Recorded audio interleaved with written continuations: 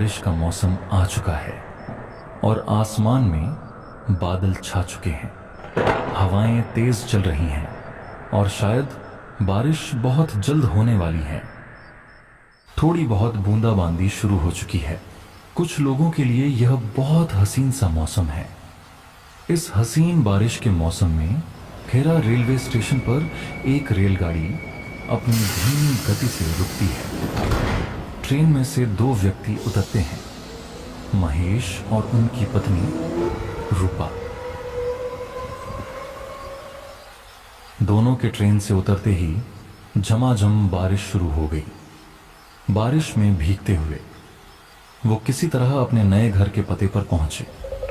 घर काफी सुनसान जगह पर था।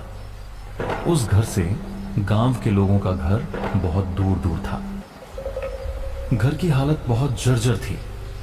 घर देखने में काफी पुराना था, जैसे कई सालों से कोई रहा ना हो इसमें। घर की दीवारें भी जैसे अब टूटने को हो रही थी। रात काफी अंधेरी हो चुकी थी। इस अंधेरी रात में वह घर सुनसान और जर्जर लग रहा था। ये कैसा घर रहने के लिए दिया है बड़े साहब ने, इतने सुनसान जगह पर। यहाँ आसपास कोई घर भी नहीं दिख रहा। जगह थोड़ी सुनसान तो मुझे भी लग रही है, पर तुम चिंता मत करो। मैं एक बार बड़े साहब से बात करके देखूंगा, शायद कोई दूसरा घर मिल जाए। अभी तो हम यहीं रुक जाते हैं, बारिश भी बहुत हो रही है। हम ज्यादा देर बाहर रहे तो बीमार पड़ जाएंगे, और फिर सुबह मुझे दफ्तर भी जाना है। चलो फिलहाल अभी हम इसी घर में ही रुक जाते हैं। महेश बाबू मूल निवासी दिल्ली के हैं। इन्होंने नौकरी पाने के लिए बहुत मेहनत करी और आखिरकार उनकी नौकरी लगी भी, तो दिल्ली शहर से बहुत दूर बिहार के खेरा गांव में। महेश बाबू अपनी पत्नी के साथ इस घर में रुकने का फैसला किया। घर काफी पुराना लग रहा था, जैसे बड़े साहब ने अभी सफाई करवाई है। वह दोनों काफी ज्यादा थक चुके थे, इसलिए बिस्तर दिखते ही वह वहीं ढेर हो गए। आधी रात का समय था। बारिश तो बंद होने का नाम ही नहीं ले रही थी। आसमान में बिजली की तेज गड़गड़ाहट हुई, जिससे रूपा की आंखें खुल गईं। उसने इधर उधर देखा तो उसे याद आया कि वह तो इस सुनसान घर में है। ये कैसा घर रहने के लिए दिया है बड़े साहब ने, इतने सुनसान जगह पर। यहाँ आसपास कोई घर भी नहीं दिख रहा। रूपा यह सब सोच ही रही थी कि तभी उसकी नजर खिड़की से बाहर जाती है। बाहर भयंकर बारिश लगी हुई थी और उस अंधेरी रात में एक पेड़ जो कि अलग ही चमक रहा था, मानो सारे जगह की बिजली उस पेड़ पर ही पड़ रही हो। चमकती बिजली की चमकाहट में उस पेड़ के पास रूपा को कुछ दिखा। माथे पर शिकन लिए वह बिस्तर से उतरकर खिड़की की ओर गई। खिड़की से बाहर उसने देखा, बाहर अभी भी घनघोर बारिश लगी हुई है और केवल उस एक पेड़ पर ही बिजली गिर रही थी। लेकिन वहां कुछ और नहीं दिखा, न ही आसपास और न ही उस पेड़ पर। लेकिन कुछ तो देखा था मैंने वहां। कोई था वहां पर, कोई उसे पेड़ पर बैठा हो, जैसे कोई इंसान हो। क्या ये मेरा भ्रम हो सकता है? हाँ, भ्रम ही होगा। इतनी रात को कौन बैठेगा? हाँ, शायद थकान के कारण मुझे ऐसा लगा होगा। यह सोचकर रूपा वापस अपने बिस्तर पर जाकर सो गई।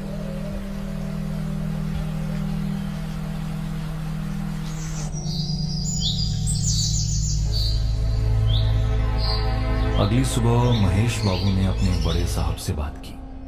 बड़े साहब, ये घर काफी वीरान जगह पर है। यहाँ पर आसपास कोई घर भी नहीं है। आप हमारे लिए कोई दूसरे घर का इंतजाम कर देते तो। वह दरअसल मेरी पत्नी पेट से है, तो अगर आसपास कुछ घर रहेंगे तो उसका भी मन लगा रहेगा और मेरी चिंता भी कम हो जाएगी। ठीक है महेश बाबू, आप चिंता मत कीजिए। आप मुझे 2 दिन का समय दीजिए, मैं आपके लिए दूसरे घर का बंदोबस्त जल्द ही कर दूंगा। क्या हुआ? क्या कहा बड़े साहब ने? घर का इंतजाम हो जाएगा ना? हाँ, हो तो जाएगा, मगर 2 दिन का समय लग जाएगा। क्या 2 दिन तक अब हमें इसी घर में रहना होगा? हाँ रूपा, अभी हमारे पास और कोई दूसरा बंदोबस्त नहीं है, तब तक हमें यही रहना होगा। अब तुम 2 दिन के लिए इस घर में एडजस्ट कर लो, फिर हम दूसरी जगह शिफ्ट हो जाएंगे। इतना कहकर महेश बाबू अपने दफ्तर के लिए निकल गए। रूपा घर में अकेली थी। दरवाजे से बाहर आकर जब रूपा ने सुबह का नजारा देखा तो उसकी नजरें चमक उठी। जो नजारा रात में इतना भयंकर लग रहा था, वह नजारा सुबह बहुत ही हसीन था। चारों तरफ हरियाली और जंगलों से घिरा हुआ घर। लेकिन एक बात थी जो रूपा को अजीब लगी। आसपास एक भी घर नहीं है, बस इस घर को छोड़कर। बाहर रूपा थोड़ा टहलने के लिए निकल गई। चलते चलते वह घर से थोड़ी दूरी पर 2-4 घर थे, वहां पहुंच गई।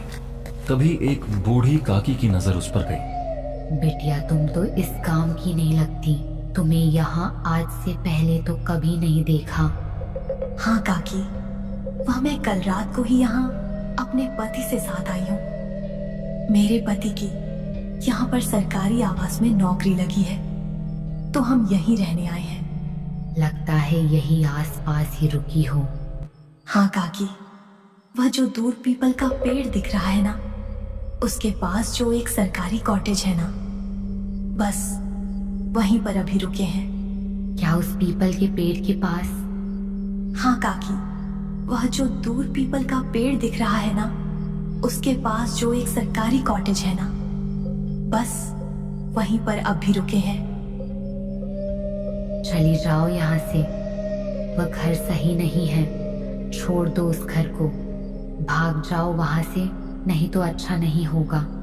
क्या हुआ काकी, आप ऐसा क्यों बोल रही हैं? बस मैं कह रही हूँ ना, उस घर को छोड़ दो, वरना बहुत पछताओगे। चलो जाओ वहां से, छोड़ दो उस घर को, चली जाओ। इतना कहकर वह काकी वहां से चली गई, किसी चीज से डर गई हो जैसे। काकी की बातों ने रूपा को बहुत असमंजस में डाल दिया था। काकी ने ऐसा क्यों कहा कि यह घर सही नहीं है, और पीपल के पेड़ की बात सुनकर वह इतनी अजीब बातें क्यों करने लगी? माथे पर शिकन लिए रूपा वापस घर आ गई और फिर अपनी खिड़की से उस पेड़ की ओर देखने लगी। काकी ने ऐसा क्यों कहा होगा?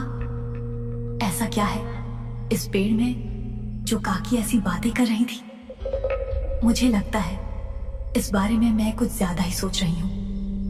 गांव के लोग हैं तो शायद ऐसी बातें कर रहे हैं। मुझे ऐसा नहीं सोचना चाहिए। ये सब बस काकी की एक परिकल्पना है और कुछ नहीं। शाम का समय था। महेश बाबू भी दफ्तर से घर लौट चुके थे। दोनों ने खाना खाया और फिर सो गए। रात के ठीक 3 बजे रूपा को ऐसा लगा जैसे कुछ फुसफुसाहट उसके कानों में सुनाई दे रही है।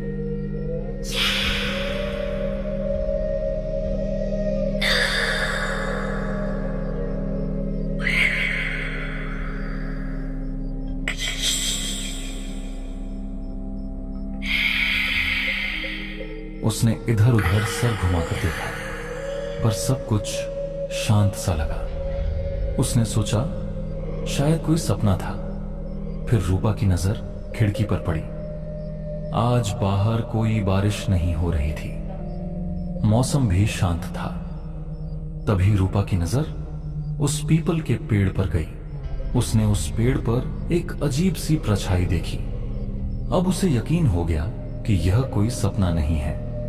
कल बरसात में भी उसने कुछ ऐसा ही देखा था, और आज फिर वह परछाई। कोई तो है वहां। कौन हो सकता है? इतनी रात को पेड़ पर कौन होगा? आसपास में तो किसी का घर भी नहीं है।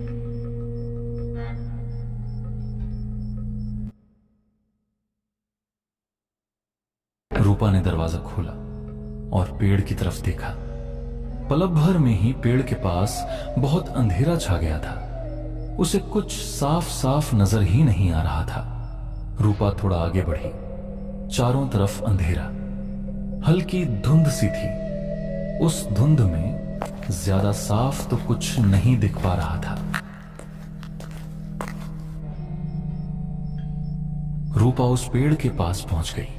उसने पेड़ को इधर उधर चारों तरफ से देखा, मगर पेड़ पर तो कोई नहीं था। अचानक की इतनी धुंध कहां से आ गई? सर्दी का मौसम भी अब भी दूर है, फिर यह धुंध कहां से आई? तभी पेड़ों के पास से एक टिमटिमाती रोशनी हुई, जैसे कोई गहरी आंखें उसे देख रही हों। रूपा की नजर जब उस पर गई तो वह 2 कदम पीछे हट गई।